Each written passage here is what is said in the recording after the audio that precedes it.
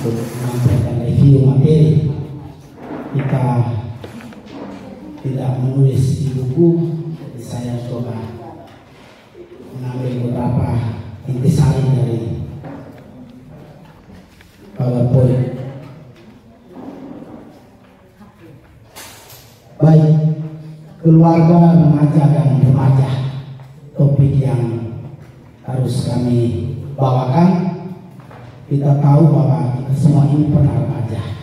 Kalau sekarang yang lagi remaja pasti tahu remaja itu siapa. Dan kita yang lain juga pasti dulu pernah remaja. Jadi kita tahu. Jadi saya mulai, kita lihat sedikit tentang siapa itu remaja. Jadi remaja adalah seorang yang tumbuh menjadi dewasa, mencakup kematangan mental, emosional, sosial, fisik, di mana remaja mempunyai rasa keingintahuan yang besar dan sedang mengalami proses perkembangan sebagai persiapan memasuki masa dewasa. Nanti kita semua bisa mencari di literatur yang lain. Kita lihat bagaimana pola pengasuhan, dalam hal ini komunikasi orang tua kepada remaja. Kadang orang tua membangun komunikasi yang keliru terhadap bersama remaja. Kita tahu bahwa saatnya ketika dia remaja, jadi kalau usia 0 sampai 7 tahun itu pembentukan kasih sayang ya. Jadi itu adalah saat-saat bagaimana kasih sayang mesti diberikan kepada anak-anak. 7 sampai 14 tahun itu masuk fase pembentukan karakter, bukan karakter. Dan ketika mereka sudah menjadi remaja, itu kita harus bersahabat dengan mereka. Karena itu pengasuhan yang dilakukan oleh orang tua, dalam hal ini komunikasi, merupakan dialog dua pihak untuk bertukar pesan dengan tujuan terjadinya relasi. Jadi kalau tanpa komunikasi berarti relasi tidak dibangun. Dan fenomena buruk ini juga sedang terjadi karena orang tua dan remaja sering masing-masing dengan urusan mereka. Dengan gadget itu semua dengan urusan pribadi. Karena itu komunikasi tidak bisa dibangun secara baik. Dan itu menjadi ancaman. Cara bicara orang tua dengan remaja itu juga mesti harus diperhatikan secara baik. Anak-anak remaja ketika orang tua kasar, mereka lebih tidak peduli. Jadi kalau yang sekarang remaja, dia bisa merasakan itu, dia bisa mengalami itu. Ketika kata-kata dari orang tua yang kasar, dia akan merasa lebih masa bodoh.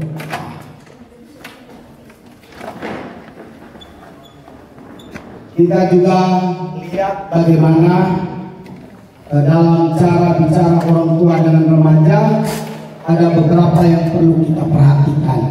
Sebagai keluarga, pertama itu kita juga bicara tentang rumah dan keluarga. Kalau rumah, orang bisa betah di rumah, manakala semua orang di dalam itu menyenangkan. Kalau orang lihat muka kita tidak menyenangkan, mereka akan keluar.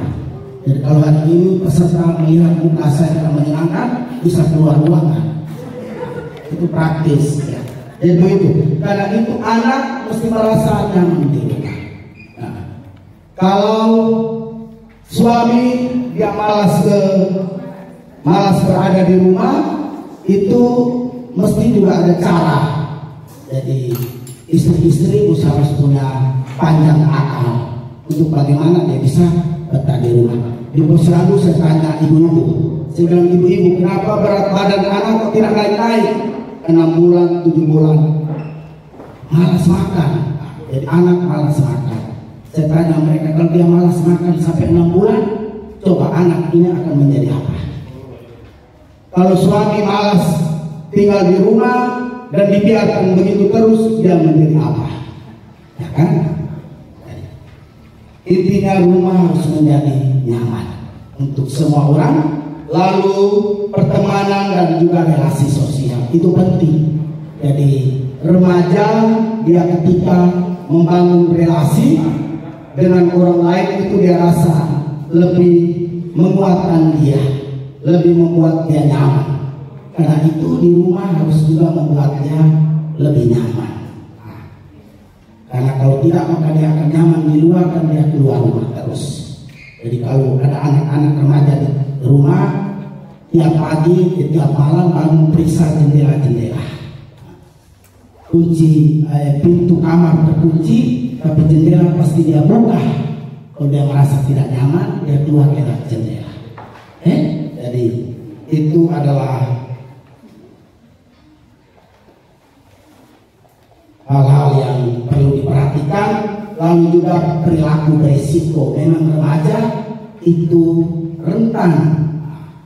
Kalau mereka tidak diasuh secara baik, komunikasi yang dibangun juga tidak menyenangkan dia, lebih banyak dia akan memilih jalan lain, dan perilaku berisiko akan bisa dia lakukan. Ketika di luar, remaja laki-laki selalu merokok, arak dan lain sebagainya, terpapar dengan alkohol, lama-lama dia bisa mencari yang tingkatnya lebih tinggi. Dia bisa cari nafsa itu. Lalu juga perempuan, anak-anak perempuan. Jadi mereka pada posisi bisa berperilaku berisiko. Lalu juga literasi digital. Memang kita tahu ibarat mobil mewah ketika dia berlari, dan kalau dia tabrak di pohon hancur semua mobil itu.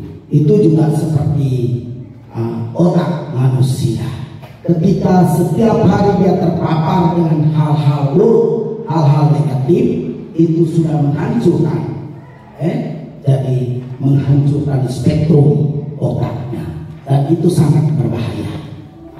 Dia tidak akan bisa melakukan hal-hal baik karena dia ternyata terbawa dengan hal-hal negatif dalam dunia digital. Lalu kesehatan mental mesti juga perlu diperhatikan. Kalau dia tiap hari hanya duduk pegang HP lalu dia ketawa-ketawa sendiri, diam-diam karena komunikasi antar manusia tidak ada, dia selalu ketawa-ketawa sendiri dengan HP, itu lama-lama dia bisa jadi ODGJ. Itu. Lalu kesehatan seksual dan reproduksi, ini yang penting. Sebagai orang tua mesti berani mengatakan dampak buruk ketika pergaulan berisiko yang berkaitan dengan seksual. Jadi anak-anak mesti harus, remaja kita mesti harus didampingi. Katakan kepada mereka bahwa kalau ketika sudah haid itu sudah bisa hamil kalau berhubungan seks. Dan orang tua ibu yang baik adalah ketika setiap bulannya anak harus meminta pembalut dari ibu. Jadi jangan suruh dia beli sendiri dan menyimpannya sendiri, supaya ibu mesti selalu mengikuti dan mengontrol.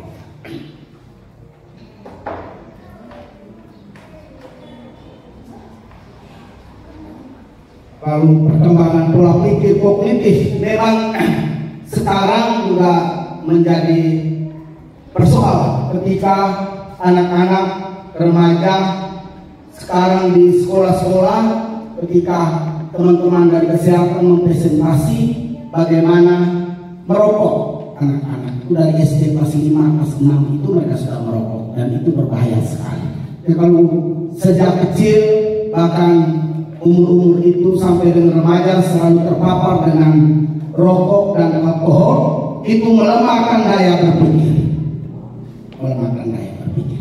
Ke depan menjadi sarjana, tidak bisa ada pikiran-pikiran yang bisa ditelurkan atau bisa dikeluarkan untuk kepentingan banyak orang.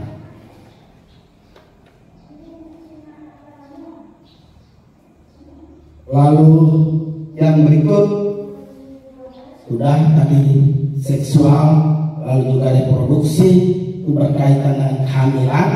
Memang itu yang masih harus didampingi agar minimal ketika mereka remaja, mereka tidak boleh menjadi orang yang hamil di bawah umur.